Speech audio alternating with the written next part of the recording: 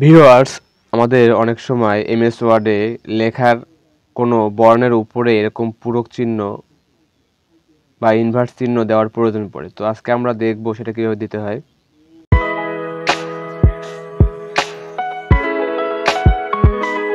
তো এভাবে আমরা যখন পূরক চিহ্ন দিব, তো পূরক চিহ্ন দেওয়ার জন্য আমাদের যে কাজটি করতে হবে, আমরা দেখানোর চেষ্টা করতেছি। তো প্রথমে আমাদের যে বর্ণটির উপরে পূরক চিহ্ন দেব সেই বর্ণটিকে আমাদের সিলেক্ট করে নিতে হবে। তো আমরা এই বর্ণটিকে সিলেক্ট করে আমরা ইনচার্ট অপশন থেকে একদম ইকুয়েশন অপশনে গেলাম। তো ইকুয়েশন থেকে দেখুন এই যে অপশনটি এর উপর ডট দেওয়া, সেই অপশন থেকে আমরা এটা চুজ করে নেব। তাহলে দেখুন এর উপরে হয়ে গেল। সেম প্রসেসে আমরা যদি বিতে যাই, ইনচার্ট থেকে ইকুয়েশন থেকে সেম ওয়েতে এইটা দিলে তো আমাদের হয়ে যাবে। তো এইভাবে আপনারা চাইলে দিতে পারেন।